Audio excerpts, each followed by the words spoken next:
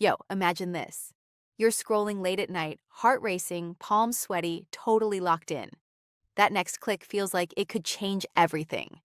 But 5 minutes later, you're staring at the ceiling, wondering why you feel empty, foggy, and kinda ashamed.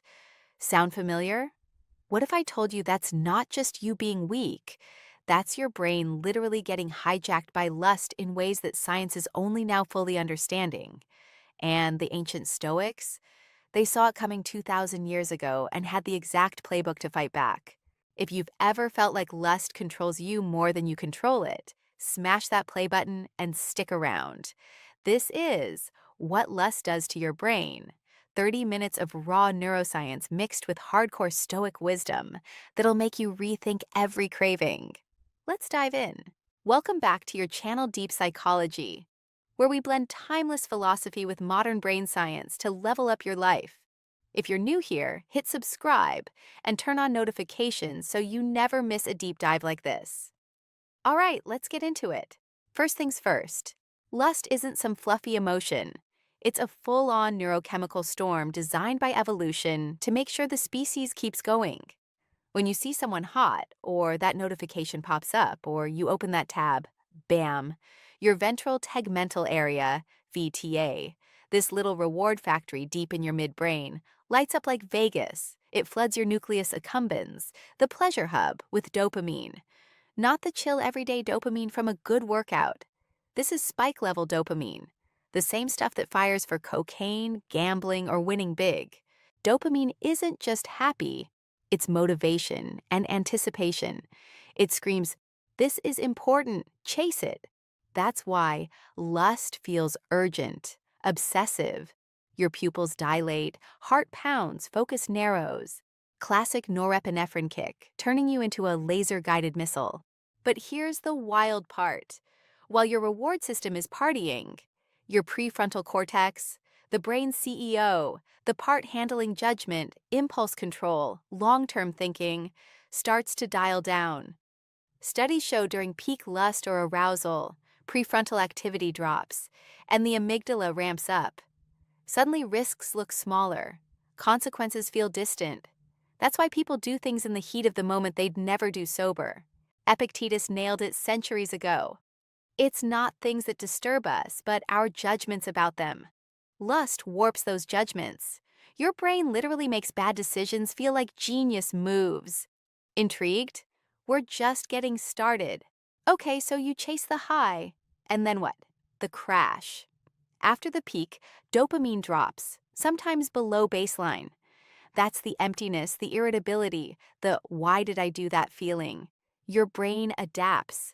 Receptors desensitize. Tolerance builds. You need more intense stimulation for the same rush. Novelty becomes king. That's the Coolidge effect in action. Fresh faces, new scenarios trigger bigger dopamine hits.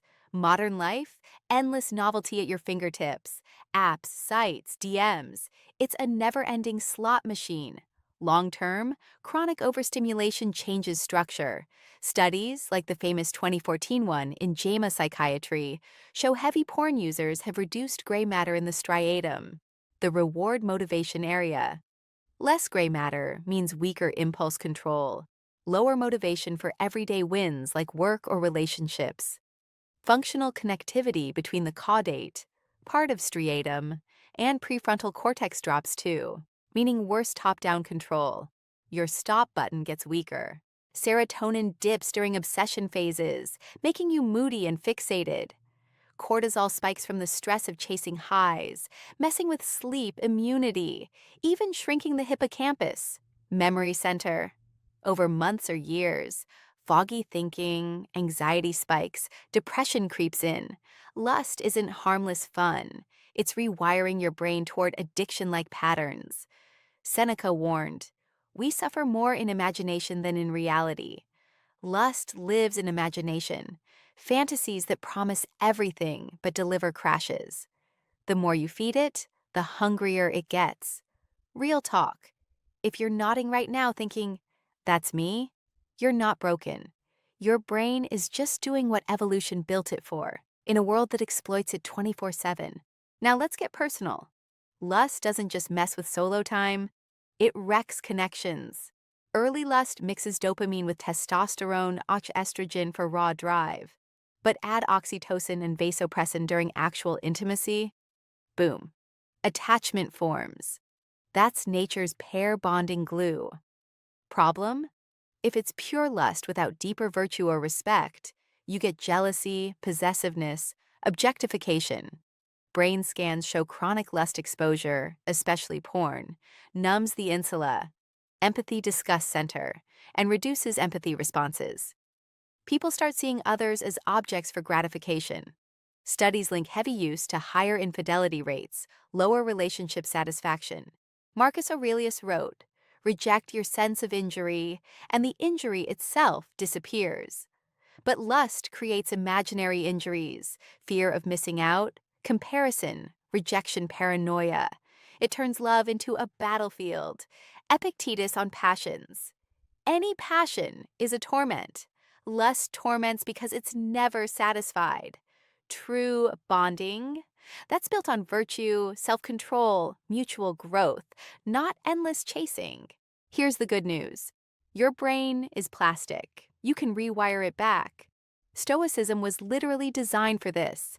Premeditatio malorum, premeditate evils.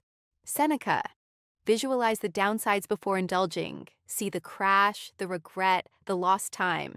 This engages prefrontal cortex early, overriding the limbic hijack. View from above, Marcus Aurelius. Zoom out. Lust feels huge up close. From the cosmos, it's a tiny impulse. Ask, is this in line with wisdom, courage, justice, temperance?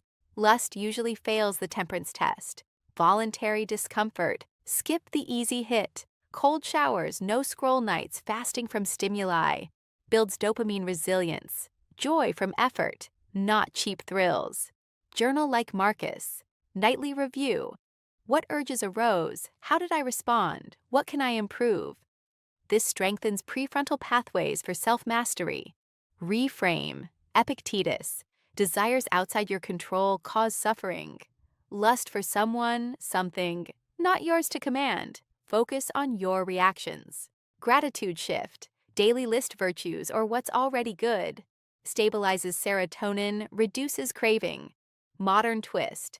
Dopamine detox periods echo stoic abstinence. Many report clearer focus, better mood after 2-4 weeks. Lust isn't evil, it's a signal. Channel it toward real connection, creation, self-improvement. Eudaimonia, flourishing, beats fleeting highs every time. So what does lust do to your brain? It spikes dopamine like a drug, quiets your rational CEO, desensitizes reward circuits, shrinks key areas, and hijacks bonding systems, leaving you chasing more while feeling less. But Stoicism gives you the tools: awareness, premeditation, discipline, perspective. You're not a slave to impulses. You're the emperor of your mind. If this hit home, drop a like. It tells YouTube to spread this wisdom. Subscribe if you want more Stoic plus science breakdowns. Comment, what's one lust trigger you're working on right now? Let's build a community of stronger minds. Thanks for watching all the way through. You're already winning. Stay rational, stay disciplined, stay stoic. Catch you in the next one. Peace.